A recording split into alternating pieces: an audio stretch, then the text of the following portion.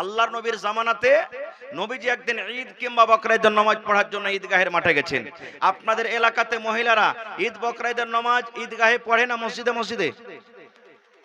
জোরে বলেন। মসজিদে মসজিদে ঈদগাহে পড়ে, আলহামদুলিল্লাহ, এটা সুন্নাত তারিকা। যারা মসজিদের ব্যবস্থা করেছেন ঈদগাহেতে নিয়ে যাওয়ার ব্যবস্থা করেন, আমি ওদিকে যাব না। আল্লাহর নবীর জামানাতে মহিলাদের দল, মহিলাদের কাতার পিছন দিকে, পুরুষের দল, পুরুষের কাতার আগা দিকে। নামাজ শেষ হইলো। নবীর জামানাতে মাইক্রোফোন ছিল না, মাইক ছিল না। আজকে কথা বলছি অনেক দূর পর্যন্ত আওয়াজ যায়। এবার নবীজি ওয়াজ শুরু করলেন। জ্ঞানী বুদ্ধিজীবী মানুষ, আহারে আমার আওয়াজ তো মহিলার দলে যাই না। নবীজি বেলালকে বললেন, বেলাল চলো আমার সাথে তুমি। এবার কাতার চিরে চিরে চিরে নবীজি মহিলার দলে চলে গেলেন। জপর ওয়াজ শুরু করে দিলেন, কি ইয়া মাশারান নিসাই তাসাদ্দাকনা ফাইন্নী উরিতুকুন্না কুসারাহালিন নার। এই আমার মায়েরা খালারা শুনেন, ওই ঈদগাহের ময়দানে আল্লাহর নবী ওয়াজ শুরু করে দিলেন, ইয়া মাশারান নিসাই, ও মহিলার দলেরা, তাসাদ্দাকনা, তোমরা দান করো, তোমরা সাদকা করো। কেন না আমি নবী, আল্লাহ রাব্বুল আলামিন আমাকে জান্নাত দেখালছেন। আমি জান্নাত ঘুরে ঘুরে দেখলাম। তারপর আল্লাহ বললেন, নবী গো, আপনার উম্মতের জন্য আমি কেমন করে জাহান্নামকে আমি তৈরি করেছি, গুনাহগার পাপী বান্দা বান্দের জন্য কেমন করে জাহান্নাম আমি তৈরি করেছি। যাও যাও একটু আমার জাহান্নাম তুমি দেখে এসো। ওরে সুবহানাল্লাহ। দয়ার নবী বললেন, মহিলা, আমি তোমাদেরকে জাহান্নামের আগুনে দেখলাম। বেশিরভাগ মহিলারা জাহান্নামের আগুনে জ্বলছে পড়ছে, হাউমাউ করে চিৎকার করে। আমি জাহান্নামের আগুনে নজর করলাম, বেশিরভাগ নারী আর নারী, বেশিরভাগ মহিলার মহিলা জাহান্নামের আগুনে জ্বলছে। যখন কথাটা শুনলেন, মহিলাদের মধ্যে একজন মহিলা দাঁড় হয়ে গেলেন। আল্লাহর নবী গো, কোন এমন দুনিয়াতে মহিলারা পাপ করে, কোন এমন গুনাহ করে গো নবীজি? আপনি বলেন, মহিলা তোমরা দান করো, তোমরা সাদকা করো, কারণ তোমাদেরকে জাহান্নামের আগুনে আমি বেশিরভাগ জ্বলতে পড়তে দেখলাম। নবী গো, মহিলারা কোন এমন পাপ করে, নারীরা কোন এমন গুনাহ করে, কোন গুনার কারণে আপনি আমাদেরকে জাহান্নামের আগুনে দেখলেন? দয়া করে সেই গুনাহগুলোর কথা আপনি আমাদের সামনে বলেন। এই আমার মায়েরা খালারা শুনেন, আল্লাহ রাসূল বললেন, মহিলারে তোমরা তোমাদের দ্বারাতে মাত্র দুটা করে গুনাহ বেশি হয়ে যায়, তোমরা বেশি করে দুটা গুনাহ করো, তোমাদের দ্বারাতে দুটা করে বেশি পাপ হয়ে যায়। এই পাপের কারণে আমি তোমাদেরকে জাহান্নামের আগুনে দেখলাম। এক নম্বর গুনাহ, এক নম্বর পাপ। আল্লাহ রাসূল বললেন, তুকসুরনাল্লাহ আনা, মায়েরা খালারা বেশি বেশি করে কথায় কথায় লান তান করে। এবং দুই নম্বরে নবী বলেছেন, ওয়া তাকফুনাল আশির, মায়েরা খালারা নিজের স্বামীর মালের নাশকরি করে। লানতান কি জিনিস? ছেলেরা একটু ভুল করে দিলে, মার কথা শুনলে না, গাল দিতে শুরু, একবারে দাঁত কোটাকে চোখকে লাল করে করে দাঁত কোটাকে একবারে দেবে, বলবে, আরে গোলামের বেটা গোলাম, তুই মরে যা, তোর মতো ছেলের যাতে আমাকে মুখ না দেখতে হয়, আমি মরলে তুই আমাকে মাটি দিবি না। কিংবা হঠাৎ করে আমার কোনো মা খালা দাদি নানি গম দিয়েছে, মাকৈ দিয়েছে, ধান দিয়েছে রয়েছে শুকাইতে, মেঘ গেল ভিজে গেল, বলবে, আল্লাহ এতদিন পর্যন্ত মেঘ হলো না, আর আজ ধান কোটা শুকাইতে দিয়েছি তো মেঘ এসে ভিজিয়ে দিলে। রে আমার মায়েরা খালারা শুনেন, আল্লাহ রাসূল বলেছেন, এটা হাদিসে কুদসি, আল্লাহ বলেন, লা তাসুব্বুদ দাহার, আল্লাহ বলেন, বান্দা বান্দিরে খবরদার তোমরা জামানাকে গালি দিও না। আল্লাহ বলেন, আনা দাহারুন, আমি হলাম জামানা। আল্লাহ বলেন, বান্দারে গাছে আম পেকে আছে, তুমি মনে করো আমটা মনে হয় পেকে যাবে রে বান্দা, গাছের পাতা শুকিয়ে গেছে, তুমি মনে করবে গাছের পাতা শুকিয়ে যাবে। আল্লাহ বলেন, বান্দারে আমি আল্লাহ রাব্বুল আলামিন যতক্ষণ পর্যন্ত আমকে না বলবো আমরে তুই পড়ে যা, ততক্ষণ পর্যন্ত ঝরবে না। আল্লাহ বলেন, বান্দারে আমার বিনা অনুমতিতে বিনা আদেশে বাতাস চলে না, হাওয়া চলে না, আমার বিনা আদেশে ঠান্ডা হয় না, আমার বিনা আদেশে মেঘ হয় না। তাই তোমরা যদি মেঘকে গালি দাও আমি আল্লাহ আমাকে গালি দেওয়া হলো, তোমরা যদি রোদকে গালি দাও আমাকে দেওয়া হলো, তোমরা যদি গরমকে গালি দাও আমাকে গালি দেওয়া হলো। আল্লাহ বলেন, খবরদার খবরদার তোমরা জামানাকে গালি দিও না। দুই নম্বর গুনাহ, নিজের স্বামীর মালের নাশকরি করে। স্বামীর মালের কিভাবে নাশকরি করে জানেন? ধরেন আমার কোনো ভাই, কোনো নানা দাদু ঠাকুরগঞ্জ মার্কেট চলে যাবেন, বাজার করতে যাচ্ছেন, এবার বাড়ি থেকে বের হবেন, ভালোবাসা স্ত্রী এসে বলছে, আব্দুল্লাহর বাপ কি হয়েছে জি, আমার শাড়িটা দেখো তো একটু মানে ছিঁড়ে মিড়ে গেছে, পুরাতন হয়ে গেছে, এখানটা খুব সুন্দর দামি শাড়ি গালা নিয়ে আসিয়ে তো। এবার আমার ভাই হয়তো টাকা নেই পকেটে, হাট বাজার করার পর সন্ধ্যেবেলাতে বাড়ি এসেছে, শাড়ি কিনতে পারেনি। এই বেচারি দেখলে ঝোলা টোলা দেখার পর বলছে শাড়ি তো আনিনি। এই 4 দিন পর্যন্ত ওর সাথে কথা বলবে না। আর কি বলবে জানেন, ই মিনসে, ই মুখ পোড়া, ই কাঞ্জুস, ইয়ার বাড়িতে এসে জীবনে কোনোদিন বাবু সুখ শান্তি আমি পেলাম না। খো এরে আমার মায়েরা খালারা শোনেন, আপনার স্বামী কত কষ্ট করে আপনাকে খেটে খেটে খাওয়ায়, কত কষ্ট করে কাপড় দেয়, কত কষ্ট করে আপনার সব কিছু দরকার পূর্ণ করে, কিন্তু মাকে খালাকে একদিন কমে যাওয়ার কারণে গে মা, একদিন কমে যাওয়ার কারণে রে বোন, আপনি সমস্ত নিয়ামত গুলিকে ভুলে গেলেন। তাই নবী বলেছেন, মহিলারে এই তোমরা 2টা করে গুনাহ বেশি বেশি করে করো, তোমাদের দ্বারাতে 2টা করে পাপ বেশি হয়ে যায়। এই জন্য তোমরা দান করো, সাদকা করো। দান করতে গেলে রব্বুল আলামিন তোমাদের গুনাহকে মাফ করে দেবেন। রাসূল বললেন দান করো। কোথায়? ঈদগাহের মাঠে মানুষ জালসা শুনতে যায় তো টাকা নিয়ে যায়। এবার নামাজ পড়তে কে কয়টা টাকা নিয়ে যায় ভাই, কিন্তু নবী বললেন দান করো। ওরে আল্লাহ, হযরত বেলাল বলছেন আমি তলিয়া বিছিয়ে দিলাম। যেমন আজকে আমার জালসাওয়ালারা মহিলা প্যান্ডেলে চাদর দিয়ে ফোটালছেন, হযরত বেলাল বলছেন আমি তলিয়া বিছিয়ে দিলাম, রুমাল বিছিয়ে দিলাম।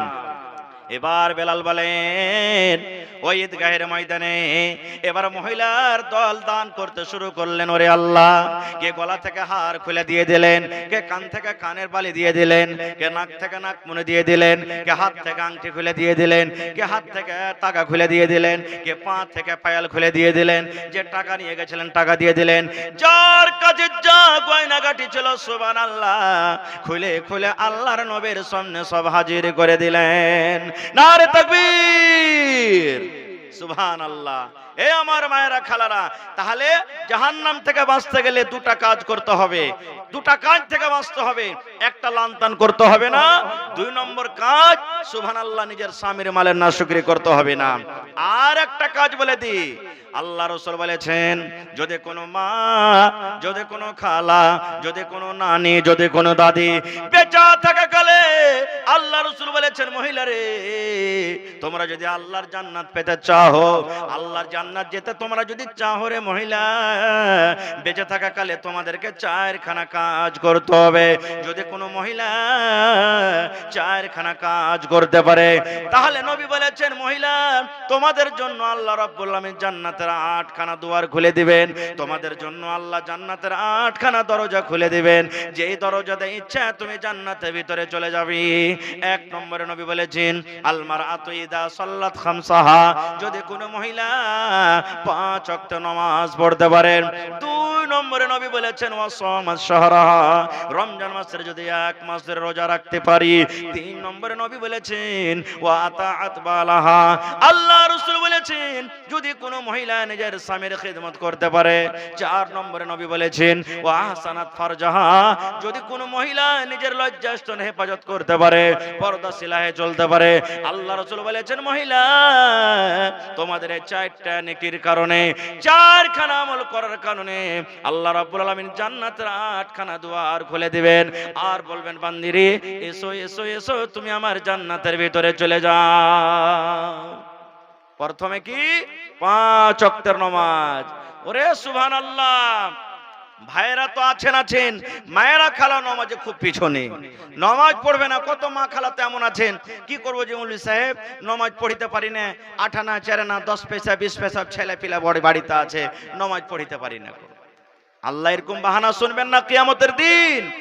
আল্লাহ রাব্বুল আলামিন এরকম বাহানা শুনবেন না কিয়ামতের দিন। ভাই মুসলমান, নামাজ পড়তে হবে। দ্বিতীয় কথা, নামাজের তারিকা নবীজির মতো পড়তে হবে, যেভাবে নবীজি পড়ে গেছেন। না হলে সারা জীবন নামাজ পড়তে গেল আল্লাহর দরবারে নামাজ কবুল হবে না। একটা গল্প মনে পড়ে গেল, একটা লোক নামাজ পড়ে না, মসজিদে যায় না। গ্রামের একটা মৌলভী সাহেব বলছেন যে হাজি তুমি নামাজ কেন পড়ো না? নামাজ পড়ে কি পাবো মৌলভী সাহেব, নামাজ পড়ার দরকার কি?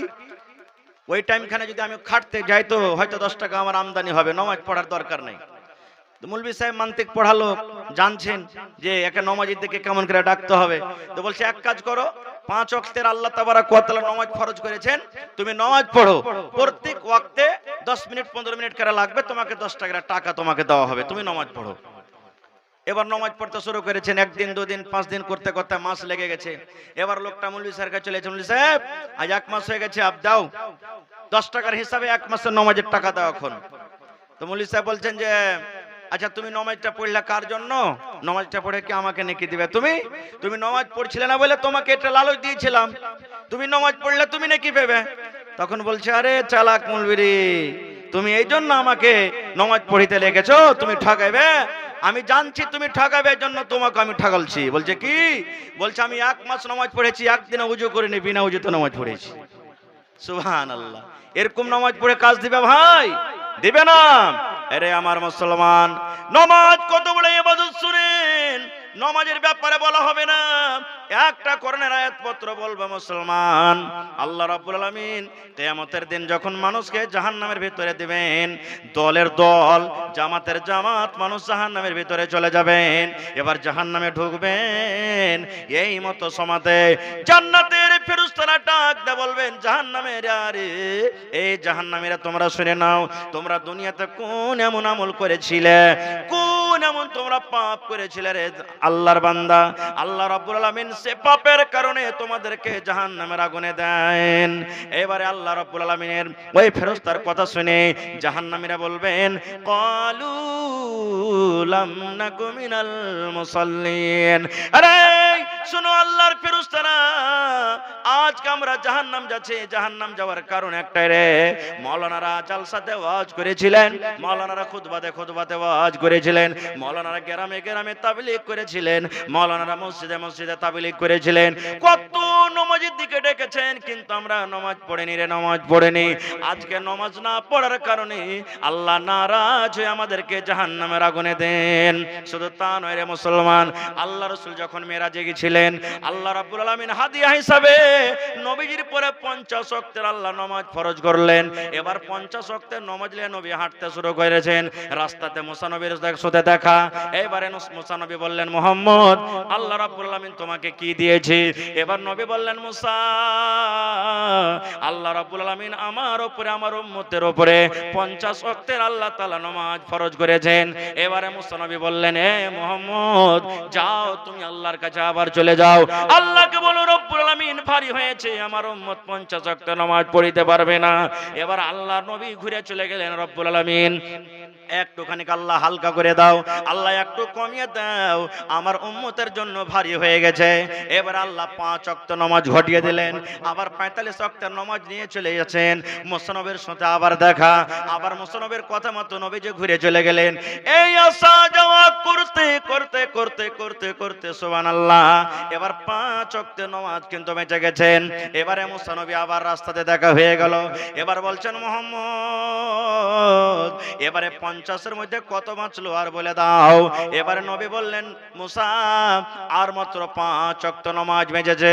এবারে মুসা নবী বললেন যাও, আর একবার তুমি যাও। দয়ার রাসূল বললেন মুসা, আর যেতে পারবো না, আল্লাহর দরবারে আমি যেতে পারবো না, আমাকে লজ্জা লাগে, বারবার আমাকে যেতে লজ্জা লাগে, আর আমি যেতে পারবো না। এবারে আফসোস করে দয়ার নবী বললেন আল্লাহ, আজকে যদি মুসা নবীর কথা না শুনি, আজকে যদি 50 ওয়াক্তের নামাজ আমি দুনিয়াতে নিয়ে চলে যেতাম, আমার উম্মত 50 ওয়াক্তের নামাজ পড়তো, সুবহানাল্লাহ, আমার উম্মতের নেকির কোনো অভাব হতো না, আমার উম্মত 50 ওয়াক্তের নামাজ পড়ে আল্লাহ কত নেকি করত। এবারে আল্লাহ তাবারাক ওয়া তাআলা বললেন নবী গো,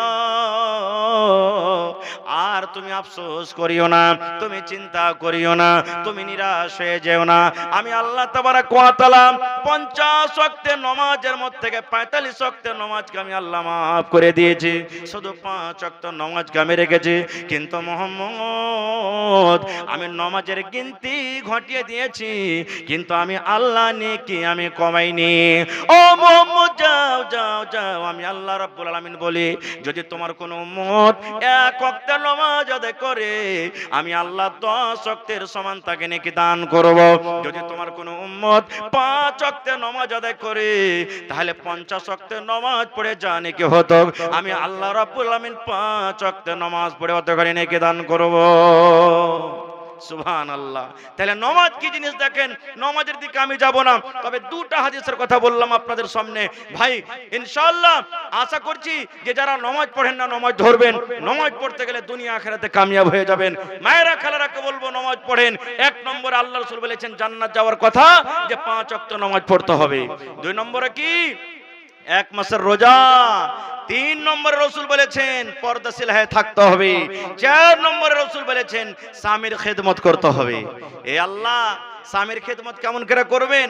আল্লাহর সামাদ একটা গল্প আপনাদের সামনে তুলি। একটা হুঁচলি বেটি ছেলে, মেয়ে লোক, পড়ালেখা হতো জানতো না, জালসা শুনেছে, যারা হোসেন মৌলানা আসছিল পূর্ণিয়া থেকে ওয়াজ করে গেছে যে স্বামীর খেদমত করতে হবে। এই হুঁচলি বেটি ছেলে কি করেছে, ফজর নামাজের পর ভাই ওর স্বামীটাকে হাল বাইতে পাঠিয়ে দিয়েছে, আর তেলকে একবারে গরম করে বাড়তে যে ধান কোটে, ওকে কি বলেন আপনারা, ঢেঁকি নাকি, ওই লোহা খানটা যা ছেলে গেছে ওকে তেল মাখাইতে একবারে সুন্দর করে। আহারে কেন মৌলভী সাহেবের একদিন বলেনি রে এই খেদমত করে আল্লাহর জান্নাত যেতে পেতাম, ওই স্বামী মনে করেছে। সকাল বেলাতে ওর বহিনের বেটা খালার বাড়ি ঘুরতে গেছে। খালা বাড়িতে আছিস গে? হ্যাঁ বাপ আছি, স্বামীর খেদমত করছি। তো ছেলেটা পড়ালেখা, মাদ্রাসার পড়ালেখা ছেলে, মনে করছে যে বুঝেন খালুকে তেল মাখাইছে কি খালির সেবা করছে, এই সময়তে যাওয়াটা ঠিক হবে না, একটু ঘুরে ফিরে আসি। আধ ঘন্টা পর ঘুরে ফিরে এসে বলছে খালা বাড়িতে আসবো। তো বলছে হ্যাঁ বাপ চলে আয়, স্বামীর খেদমত করছি। ছেলেটা মনে করছে যে হ্যাঁ বেহার খালু আজ কয় বিঘা চাষ করেছে, যতক্ষণ থেকে ওকে তেল মাখিয়ে চলিচ্ছে খাসতে না সারে না। ওরে আল্লাহ, বাড়তে ঢিকে দেখছে তো ওর হোদমা খালুর মাথা তুলা আছে আর তেল মাখিয়ে চলিচ্ছে। কইছে হাঁকে খালা কি করছিস? কইস না বেটা, মৌলভী সাহেবের একটা ওয়াজ করেছে স্বামীর খেদমত করতে গেলে জান্নাত পাওয়া যাবে, তাই খেদমতটা করছি, আল্লাহ যদি জান্নাত দেয়। তো ছেলেটা পড়ালেখা জানছে, তখন বলছে হায় রে হুদমির বেটি, হুদমিরে তোর কোনো হুঁশ নাই। কইছে কি হয়েছে রে বেটা? কইছে মৌলানা ওয়াজ করেছে স্বামী খালু হাল বাইতে গেছে, ওইটা ও যখন হাল বেয়ে আসবে ওকে খাইতে দিবি, ওকে পানি দিবি, ওকে হাত চেপে দিবি, তেল মাখিয়ে দিবি, আর সেবা যত্ন করতে গেলে আল্লাহ খুশি হয়ে জান্নাত দিবি। আর এটা হলো স্বামী, এর খিদমত করতে গেলে শুধু ধান কোটা হবে। তখন কইছে আল্লাহ স্বামী স্বামী বলেছে, ভাত আর বলতে কি হয়েছিল? আমি ফের স্বামী বলছি ঠিকই, স্বামীর না খেদমত হয়ে যায়। এ মায়েরা খালারাম, দুনিয়াতে 4 ঘন্টা কাজ করতে গেলে আল্লাহ তাবারাক ওয়া তাআলা জান্নাত দান করবেন। ভাই আমার, সাহাবায়ে কেরাম নবীর কতটুকু কথা মানতেন জানেন? একটা হাদিসের কথা আর শুনেলেন। আল্লাহর নবী একদিন সাহাবায়ে কেরামকে বলছেন, ও আমার সাহাবীরা এসো তোমরা দান করো, দেখে কে কা পারছো, দান করো। সাহাবী তোমরা এসো দান করো। দান করতে গেলে আল্লাহ তাবারাক ওয়া তাআলা জাহান্নামের আগুন থেকে তোমাদেরকে বাঁচাবেন। আর সাদকাত বুরহান, আরে দলিল হলো, দান হলো একটা দলিল।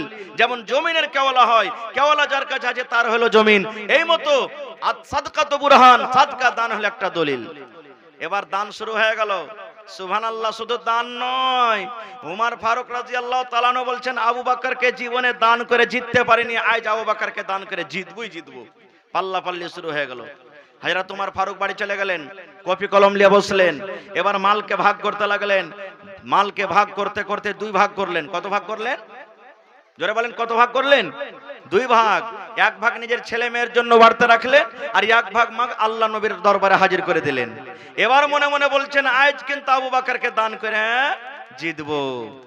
এবার সব দান যখন হয়ে গেল, শেষের বেলাতে আবু বকর বাড়ি গেলেন।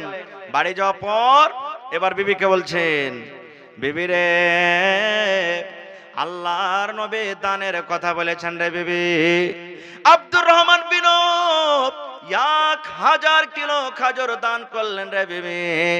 ওসমান গানি 200 উট, 700 ঘোড়া, 29.5 কিলো চাঁদে, 5.5 কিলো সোনা দান করলেন রে বিবি। আজকে আমি উমারকে দেখলাম বাড়িতে মালকে 2 ভাগ করে 1 ভাগ বাড়িতে রাখলেন, আর 1 ভাগ আল্লাহর নবীর দরবারে হাজির করে দিয়েছেন। বিবি রে আমাকে দান করতে হবে রে বিবি। কি বাড়িতে আছে তুমি বলো তো? ওরে আল্লাহ, ভালোবাসা বিবি বলছেন স্বামী গো বাড়িতে ওরকম দান করার মতো কিছু নাই গো স্বামী। একশা মতো 2.5 কেজি মতো যাও কিংবা যাওয়ের আটা বাড়িতে আছে, তাছাড়া বাড়িতে কিছু নাই। এবার হযরত আবু বকর রাদিয়াল্লাহু তাআলা আনহু বিবিকে বলছেন, যে কোটা মাল বাড়িতে আছে তুমি দিয়ে দাও। এবার একটা ক্যারিতে করে, একটা কাপড়ে করে, একটা পান্নিতে করে ওই 2.5 কেজি মতো যাও কিংবা যাওয়ের আটা এবারে কিন্তু নিয়ে নিলেন। এবার হযরত আবু বকর বলছেন, আল্লাহ, আমার বন্ধুরা আমার সাথীরা মোটা মোটা দান করেছে, আল্লাহ জি সামান্য 2.5 কেজি দান কেমন করে আমি নিয়ে যাব। এবার হযরত আবু বকর রাদিয়াল্লাহু তাআলা আনহু উপর থেকে একটা চাদর দিয়ে বেড় দিয়ে দিলেন, গায়ের ওপর একটা চাদর দিয়ে দিলেন। এবার চাদর দেওয়ার পর ওই মালকোটাকে যেতে যেতে যে জায়গাতে পালা আছে, যে জায়গাতে ঢেরি আছে, ওই ঢেরিতে ঢেলে দিলেন। এবার নবীজি সমস্ত সাহাবীদেরকে বসিয়ে দিলেন। এবার নবীজি হাজিরি শুরু করে দিলেন। ও আব্দুর রহমান, তুমি কি দিয়েছো বাবা? আজকে তুমি কি দান করেছো? নবীজি, আমি অমুক জিনিস দান করেছি। নবীজি উসমানকে বলেন, উসমান তুমি কি দিয়েছো বাবা? নবীজি, আমি অমুক অমুক জিনিস দান করেছি। এবারে নবী বলছেন, উমার তুমি কি দান করেছো বাবা, বলো তো দেখি। হায়রা তোমার বললেন, ইয়া রাসূলুল্লাহ, আমি বাড়িতে গেলাম, বাড়িতে যাওয়ার পর মালকে আমি 2 ভাগ করে দিলাম গো নবীজি। 1 ভাগ আমার ছেলে মেয়ের জন্য বাড়িতে রেখেছি, আর 1 ভাগ মাল আপনার সামনে হাজির করে দিয়েছি। এবার নবীজি আবু বকরকে বলছেন, আবু বকর তুমি কি দান করেছো বাবা, একটু বলো তো। এবার হযরত আবু বকর রাদিয়াল্লাহু তাআলা আনহু বললেন, আল্লাহ নবী গো, কি দান করেছি এটা না বলে গো দয়ার নবী, কি বাড়িতে রেখেছি আমার ছেলে মেয়ের জন্য আর কি দান করেছি এটা আপনি আমাকে জিজ্ঞাসা করেন। এবারে নবী বললেন, আবু বকর তোমার বাড়িতে তোমার ছেলে মেয়ের জন্য কি রেখেছো আর এখানে আমার সামনে কি হাজির করেছো? এরে মুসলমান, হযরত আবু বকর রাদিয়াল্লাহু তাআলা আনহুর উত্তর দেখেন, বলছেন, আল্লাহর নবী গো, আমার ছেলে মেয়ের জন্য বাড়িতে আল্লাহ এবং আল্লাহ রাসূলকে রেখে নবী গো, আমার বাড়িতে যা ছিল সব কোটা আমি হাজির করে দিয়েছি। ওমর ফারুক দাঁড় হয়ে গেলেন, বললেন, ইয়া রাসূলুল্লাহ, আজকে আমি আবু বকরকে দান করে জিততে পারলাম না। আজকে আমি অর্ধেক দান করেছি, অর্ধেক নেকি পেয়েছি, আর আবু বকরের বাড়িতে যা ছিল সব দান করে দিয়েছে গো নবীজি। আজকে আবু বকর পূর্ণ নেকি পেয়ে গেল। ভাই আমার, তাহলে আজকে 1 টাকা দিবেন তো 1 টাকা আপনাদের কাছ থেকে নিব, 5 টাকা দিবেন 5 টাকা নিব। তবে একটা আবদার আপনাদের কাছে আছে, এলাকার মধ্যে আপনারা কেমন দান করেন আমি জানি না। আল্লাহুস সামাদ, এই বছরে একটা জালসা করলাম, একটা আল্লাহর বান্দা 8,95,000 টাকা দান করেছে একটা লোক এই বছরে জালসাতে।